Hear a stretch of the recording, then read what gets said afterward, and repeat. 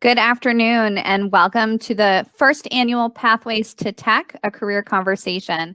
My name is Shannon Herman. I'm a senior recruiter at Alexander Technology Group, and I'm happy to be hosting today's event on the behalf of the New Hampshire Tech Alliance.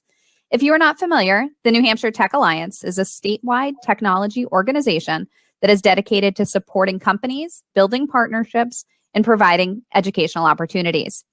Over the last year, we've watched the pandemic make changes throughout our lives, but perhaps most importantly in our schools. We've watched students and educators embrace technology and learn new ways to work together.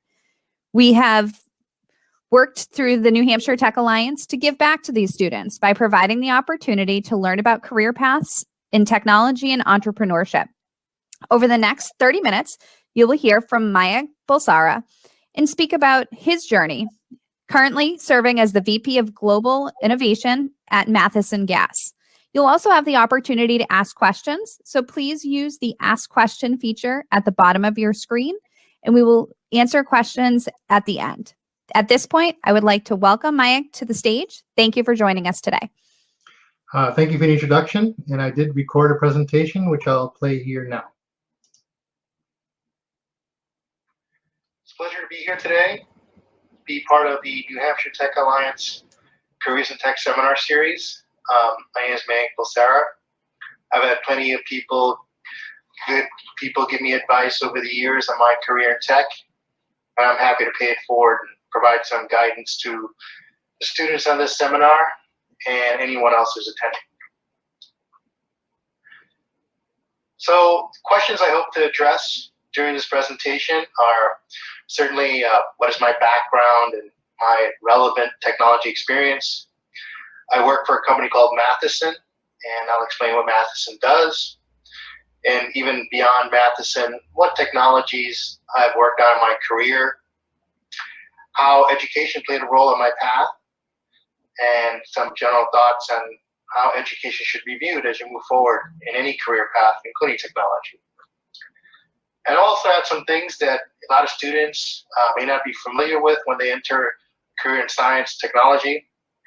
And if there are any other questions from the audience that I am not able to address in the presentation, I'm happy to take emails at my email address that is listed below, and I think I have it at the end of the presentation as well. So I'm originally from New Jersey. I went to high school there and went to college. Rutgers University is a state school there. I got my degree in ceramic engineering, and most people would not know what that is. There aren't many programs out there, but they're normally part of material science and engineering curriculum. The best way I can describe ceramics is a company called Corning.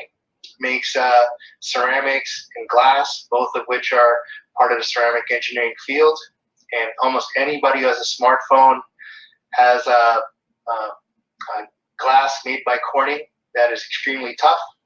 When you drop it, it doesn't scratch, doesn't crack. And there's some nice information on Corning's website about material science related to ceramics. Right after I finished my degree at Rutgers, directly from there I went to MIT.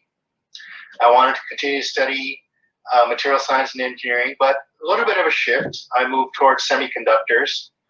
I'll explain what they are later, but for the moment you can think of microprocessors, which are used in computers and gaming consoles and really only every advanced smartphone these days, and even things like solar cells, many of which are made with semiconductor materials.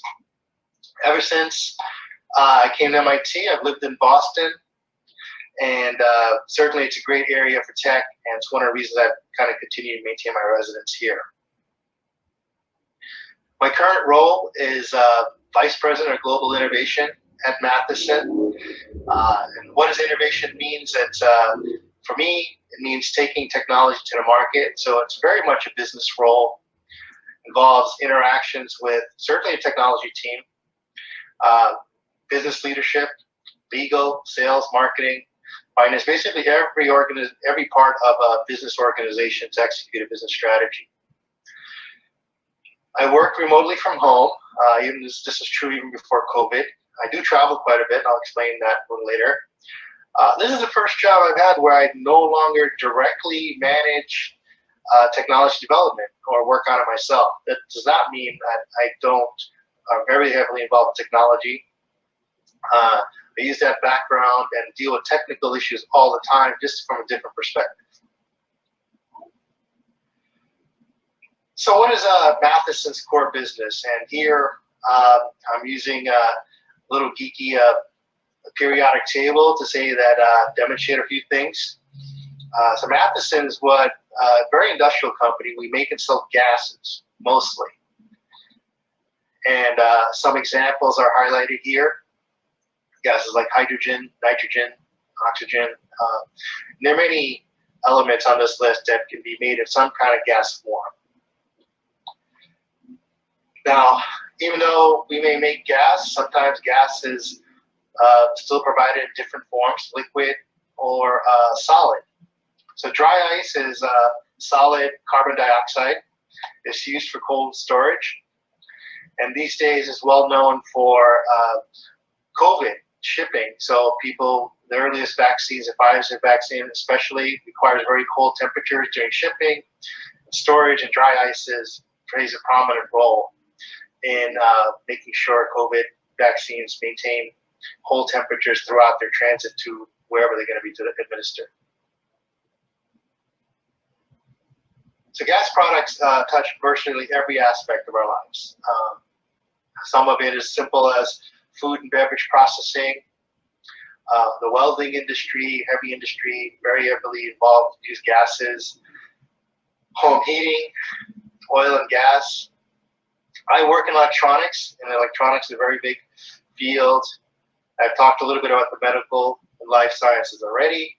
And then I would say emerging areas like additive manufacturing, which are specialty metal processing capabilities, and certainly construction and maintenance, people are using gas all the time. So Matheson is a subsidiary of Nippon Sanso Holdings. So we're really a Japanese company. My boss and my colleagues are in Japan. I make regular calls at night to Japan, so here in the evening, it's morning over there. I've traveled to Japan many times. Certainly with COVID, that slowed down quite a bit, but in 2019, I went there 6 times and traveled many other places as well. So I may work from home, but travel is a large part of my job every day. So even though we're primarily a gas company, I actually work on new technologies that are developed initially in Japan. That's where our R&D centers are.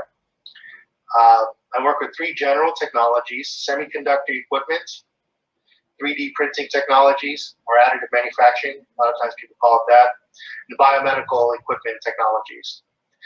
I'm not going to talk too much about the other 2 because semiconductor is primarily where I spend most of my time and much of my career. So I think I will provide a perspective on that, and if you have some questions about some of the areas, I can provide some context later. So my goal is to develop business opportunities in the United States and outside Japan, and business means sales. So certainly I'm involved in direct sales, but I also develop partnerships and work very much on marketing, promotion of our technology, and also work with the technical team where needed to address new problems and develop new products. So what are semiconductors? Again, back to the periodic table. In the red box, I've highlighted really all the important elements that are used for semiconductor processing. And generally, I would say what is a semiconductor is that it's not a conductor, so metals are conductors. It's not an insulator, so something like glass is an insulator, doesn't conduct.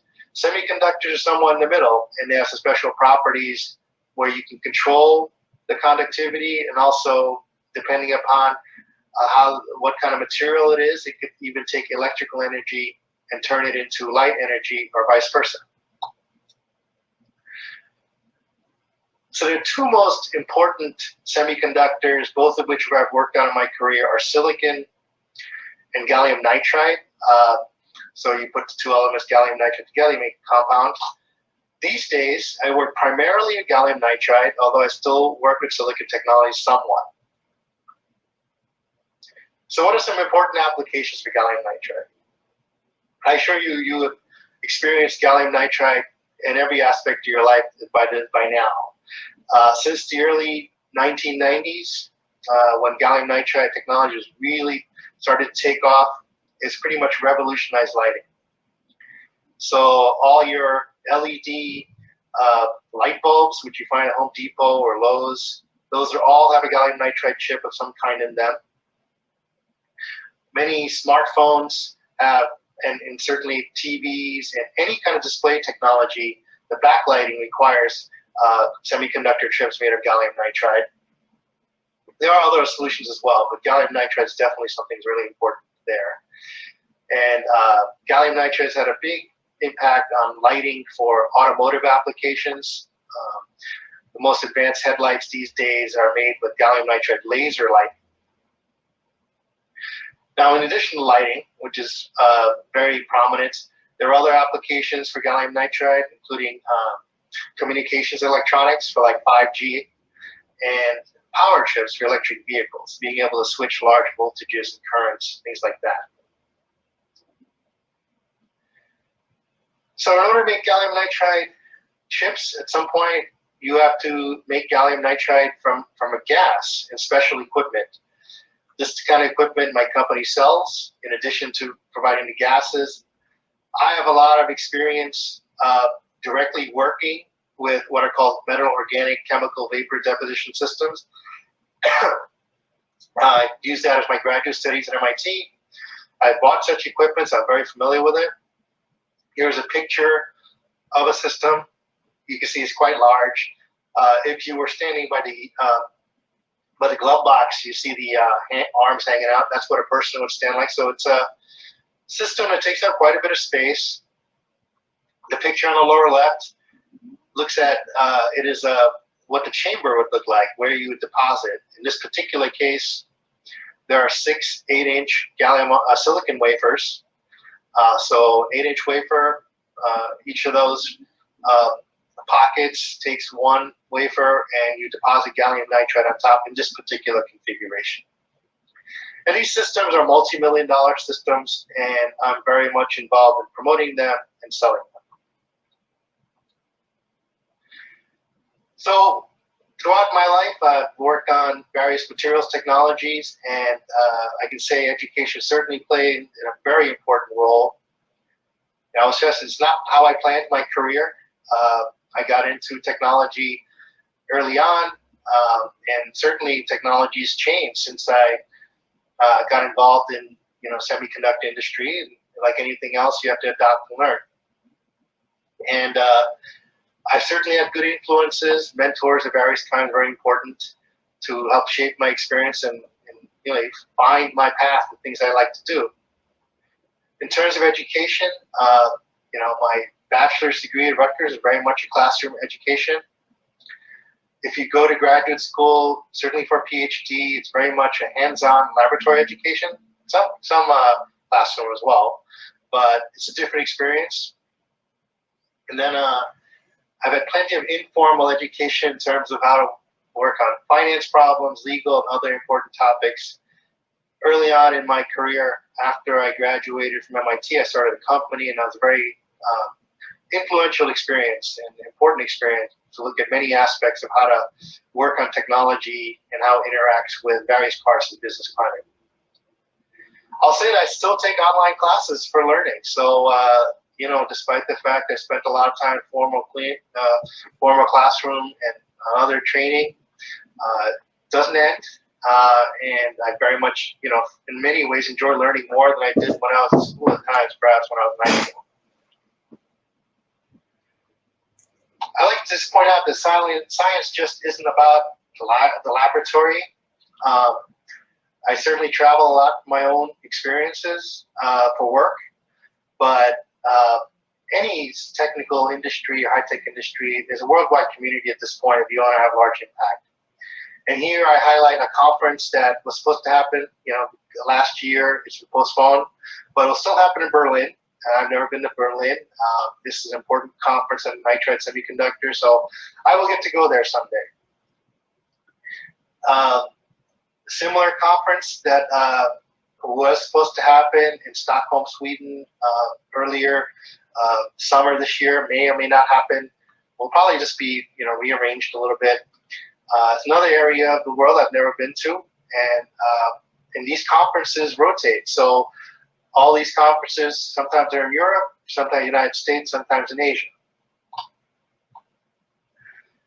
And certainly work is a priority when I travel, but I have had the opportunity. I like to snowboard. I've been to Nagano, Japan, a couple of times during my trips to Japan to snowboard, and it was the 1998 Winter Olympics. I very much enjoyed going to Japan.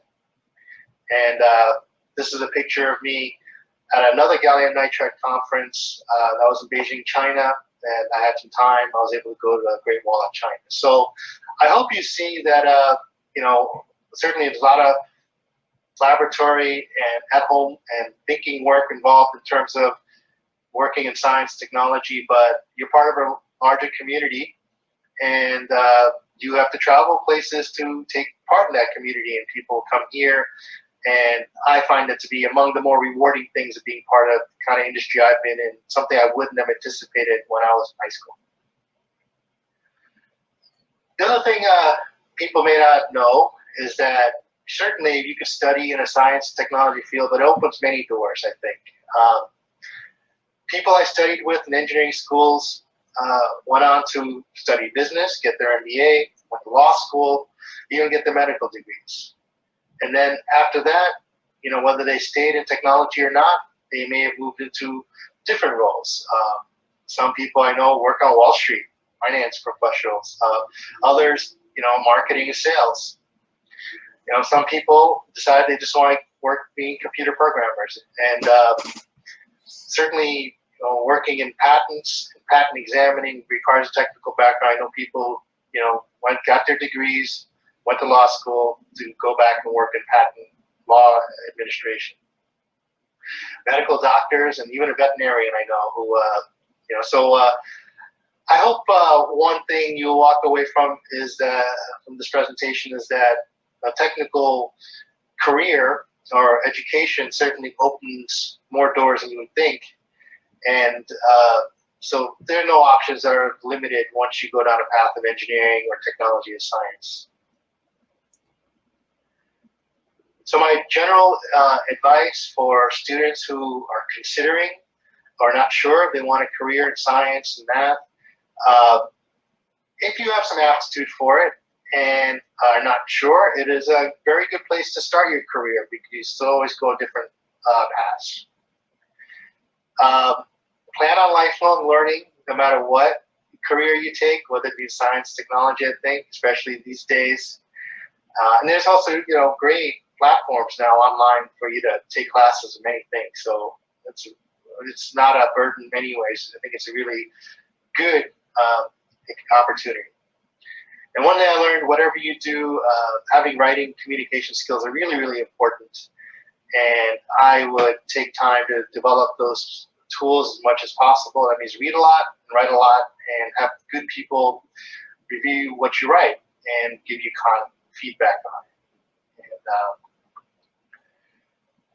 with that, I want to finish my presentation. Thank everyone for their attention. I hope I provided some new information to the group here. And certainly, if you have any questions I did not address, feel free to email me at the address below. Thank you very much.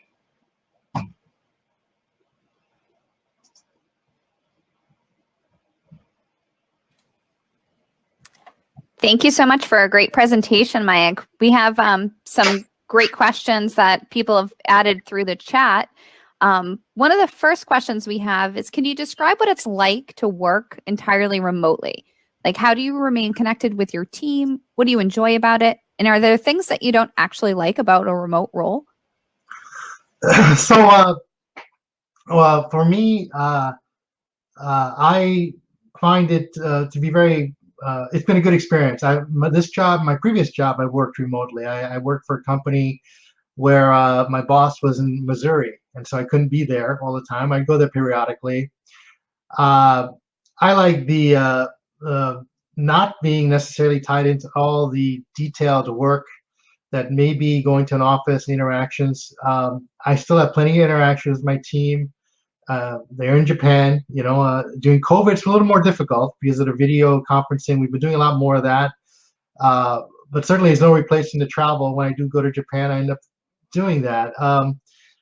I think for me, there's nothing about the remote role that I don't like because of my particular role happens to be outward facing. In other words, I deal mostly with people outside the company, and not so it doesn't really matter where I am. If I was maybe managing, technology development inside a company, it'd be more problematic. Probably, I could see things that are drawback. So I think remote works for me because the type of role that I have, and I don't mind traveling. So I go, meet with people when I need to, and I like the flexibility of being able to do things from home, and also I don't mind having calls late night with my colleagues in Japan. Excellent. Thanks for providing that insight.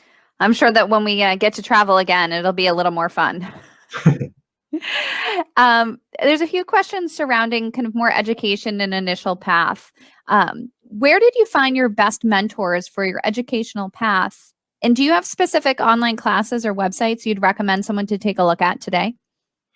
Sure. So my earliest mentors, especially when I was in high school, I did some internships. Happened to be my high school in New Jersey happened to have a internship at a pharmaceutical company. I took up the opportunity to do that, and certainly it was nice to make a little money. But also, I worked with professionals that I learned what's important in terms of educational background required to do what they wanted to do. So I certainly anything where you can take part in those kinds of internships, or paid or otherwise, that would be really good. And there are organizations now like this, obviously, that really help connect people. And I'm happy to talk to anybody about their paths and if they have some questions. Online, there are websites. There are two platforms that I've used: edX, that's edx.org, and Coursera. And those are, I've taken classes on both, everything from business, finance, modeling, things like that, to electrical engineering. And very recently, I started taking a class on biotech industry because one of the technology areas I'm supposed to be developing is related to that. And I don't have much background in terms of biology. So I'm just learning about that and trying to get a firmer background on that.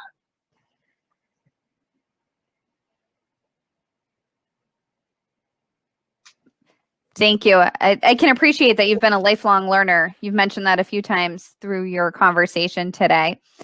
What hard skills do you think someone in your field should have? And what soft skills do you think someone in your field should have? Well, I guess you say hard skills, like obviously being able to, I don't think having problem solving skills is more important than having maybe like encyclopedia, having all the technical information. Like when you're in school, you obviously grade on what you know, right? And certainly through college, I'd say in graduate school, it kind of changes. And how do you solve a problem? For me, and you certainly draw on your book smarts, things like that. But you also work with people. You find other avenues to get information. And you just accept you're not going to know everything yourself. So that's really important to kind of make sure you have a network of people to really help you, work through any problem and focus on solving problems. Soft skills, I'd say, definitely writing skills and presentation skills are critical. I don't know. that's one of those things where, you don't really take classes on it. I think, I think you just have to do it, and you find out the hard way sometimes that, you put a lot of work into developing your, technical capabilities. You want to be able to convince your boss, or, talk to people in the field about what you're doing. And you don't have much time. You go to a conference or something, maybe you have 15 minutes to explain what you worked on the whole year. And coming up with ways to do that succinctly, in an exciting way, those kind of things are intangible, and I think really important, no matter what field you're in. Thank you. And then there's another great question about when first living in Boston, how did you afford your first living space? What's a good suggestion for finding a job in a big city?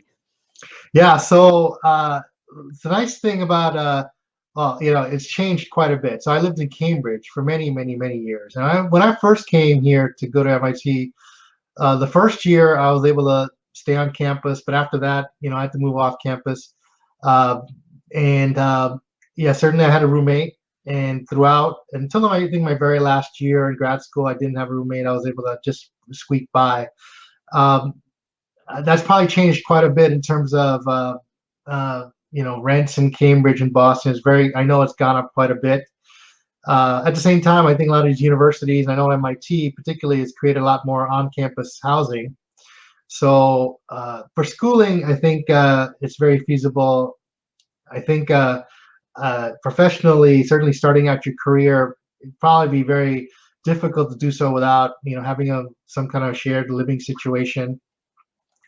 And almost everybody I knew had something like that when I was in school. And the other question was, I'm sorry, how to go about finding a good job in a big city. I guess, funny,